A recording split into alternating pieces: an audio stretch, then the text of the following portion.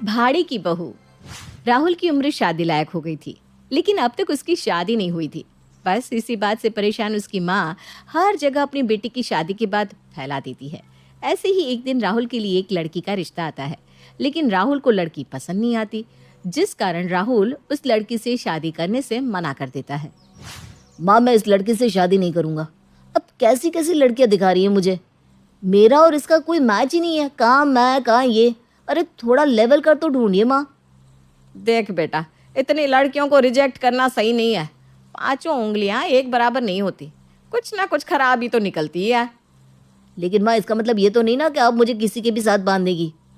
हाँ, तो तुझे अगर कोई पसंद है तो मुझे बता दे, मैं तेरी शादी उससे करवा दूंगी।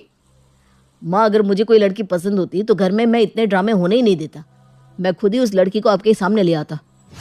इतना बोलकर राहुल अपने कमरे में चला जाता है, लेकिन राहुल का ऐसा बर्ताव देखकर सावित्री रोने लगती है। उसे रोता देख उसका पति मोहित कहता है, सावित्री, तुम क्यों राहुल की चिंता कर रही हो? अरे जब उसकी शादी लिखी होगी तब हो जाएगी। लेकिन अब मुझसे घर के काम नहीं होते, मेरी उम्र होती जा रही है।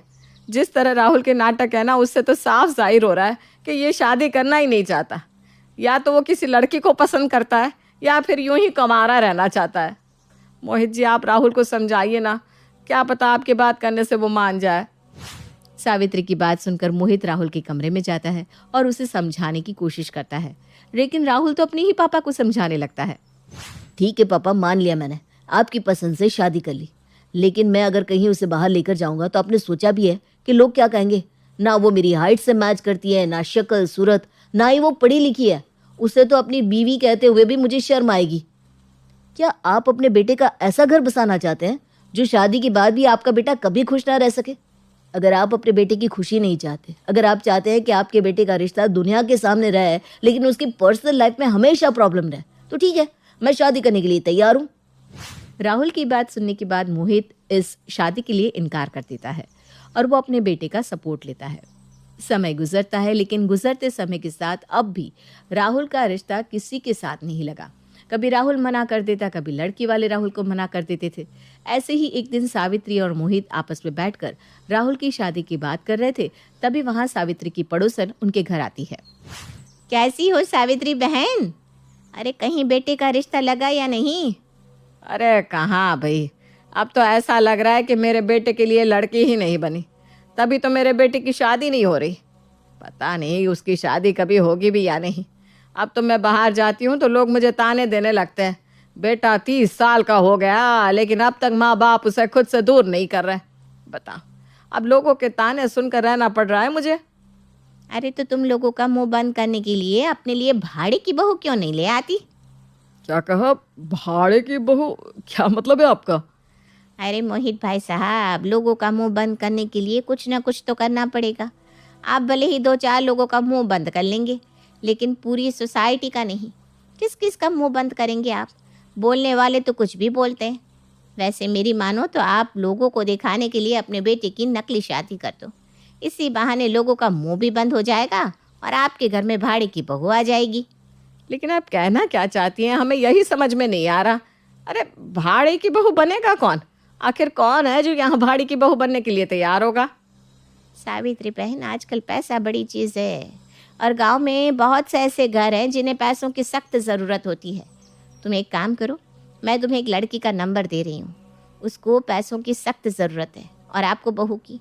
वो पैसों के लिए कुछ दिन के लिए आपकी बहू बन जाएगी और जब उसका समय पूरा होगा तो आप लोगों को बता देना कि तुम्हारी बहू का एक्सीडेंट हो गया, वो नहीं रही अब इस दुनिया में।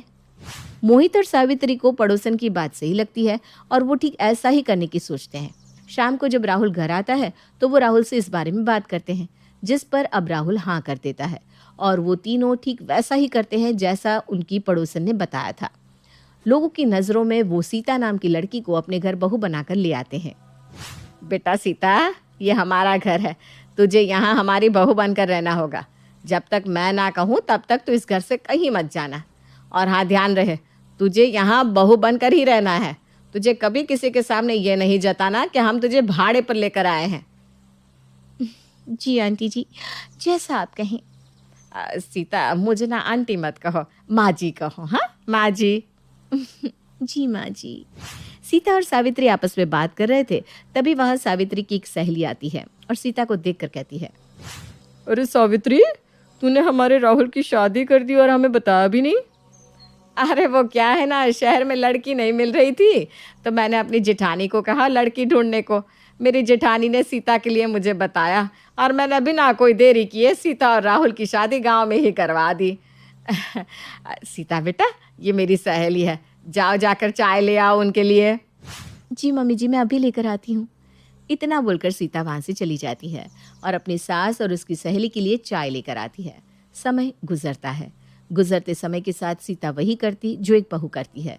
ऐसे ही एक दिन सुबह 5 बजे सीता उठकर घर में आरती कर रही थी।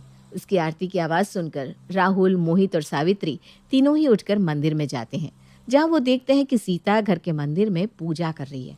ये देखकर कहीं ना कहीं राहुल को भी अच्छा लगता है, लेकिन वो अपने माँ बाप के सामने कुछ नहीं बोलता। सावित्री, लगता है भाड़े के रूप में हमें अपनी असली बहू मिल गई है। हाँ मोहित जी, आप बिल्कुल सही कह रहे हैं, मुझे भी ऐसा ही लगता है। लेकिन हम इसे रोक भी तो नहीं सकते क्योंकि ये तो यहाँ सिर्फ 3 महीने के लिए आई है। इतना बोलकर सावित्री उदास होकर अपने कमरे में चली जाती है। समय गुजरता है। गुजरते समय के साथ राहुल और सीता को भी एक दूसरे से प्यार हो जाता है, लेकिन वो दोनों अपना अपना प्यार एक दूसरे के सामने जाहिर नहीं कर पाते। गुजरते समय के साथ अब सीता के जाने का समय आ जाता है। वो अपना सामान पैक कर रही थी, तभी वहाँ राहुल आ जाता है और उसे इस तरह सामान पैक करता देख पूछने लगता है, सीता, तुम अपना सामान पैक क्यों कर रही हो? कहीं जा रही हो क्या? राहुल की ऐसी बात सुनकर सीता अपनी आंखों में आंसू लिए राहुल की तरफ देखती है। राहुल जी, मेरे जाने का समय हो गया है। मेरा समय पूरा हो चुका है, इसलिए मुझे यहाँ से अब जाना होगा। क्या तुम्हारे जाने का समय हो गया? तुम मुझे छोड़कर जा रही हो? राहुल की बात सुनकर सीता बेड पर बैठ जाती है और रोते हुए राहुल से कहती है, राहुल जी, जाना तो मैं भी नहीं चाहती इस घर से, क्योंकि इस घर में मुझे सबसे प्यार हो चुका है। भले इस घर की भाड़े की बहू बनकर आई थी मैं, लेकिन मुझे कभी इस घर में यह एहसास ही नहीं हुआ कि मैं इस घर की असली बहू नहीं हूँ। और तो और राहुल जी, जाने अनजाने में मैं आपसे प्यार भी करने लगी हूँ। मैं इस घर से नहीं जाना चाहती राहुल जी, नहीं जाना चाहती, मुझे रोक लीजिए। सीता और राहुल की बात सुनते ही मोहित और सावित्री आ जाते हैं। सीता बहू, हमने तुम्हारी बात सुन ली है और मैं तुम्हें यहाँ से जाने ही नहीं देना चाहती, इसलिए मत जाओ। हमने तुम्हें जाने को बोला ही नहीं और हमें यह भी पता है कि तुम भी ये घर छोड़कर नहीं जाना चाहती है ना बेटा। भाजी आप। हाँ बहू, जिस तरह तू ये घर छोड़कर नहीं जाना चाहती, ठीक उसी तरह मैं भी तुझे इस घर से नहीं भेजना चाहती, क्योंकि मैंने भी तुझे अपनी बहू के रूप में अपना लिया है। और मेरा ये पागल बेटा, वो तो तुझसे बेहद प्यार करता है, लेकिन उसकी हिम्मत ही नहीं हुई तुझे ये बात बोलने की। हाँ बेटा, इस घर को छोड़कर मत जाओ। तुम भले ही इस घर में भाड़े की बहू बनकर आई थी, लेकिन अब हम चाहते हैं कि तुम इस घर में भाड़े की बहू नहीं बल्कि असली की बहू बनकर रहो। मेरे बेटे से शादी करोगी ना? सीता, मम्मी पापा बिल्कुल सही कह रहे हैं। मैंने तुम्हें अब तक अपने दिल का हाल नहीं बताया। सच कहूँ तो हाँ, मैं तुमसे बहुत प्यार करता हूँ और मैं तुम्हें रोकना भी चाहता हूँ। प्लीज़ रुक जाओ और मुझसे शादी कर लो। बताओ सीता, क्या तुम मुझसे शादी करोगी? मैं तुमसे वादा करता हूँ, मैं तुम्हें कभी कोई दुख नहीं दूंगा, हमेशा अपनी पलकों पर बिठा कर रखूंगा। हाँ राहुल जी, हाँ। सबका इतना प्यार देखकर सीता खुद को रोक नहीं पाती और वो राहुल से शादी करने के लिए तैयार हो जाती है। इस तरह सीता वहीं रुक जाती है, जिसके बाद राहुल की माँ राहुल और सीता की धूमधाम से सभी के सामने शादी करवा देती है। इस तरह सावित्री की भाड़े की बहू उसकी अपनी बहू बन जाती है।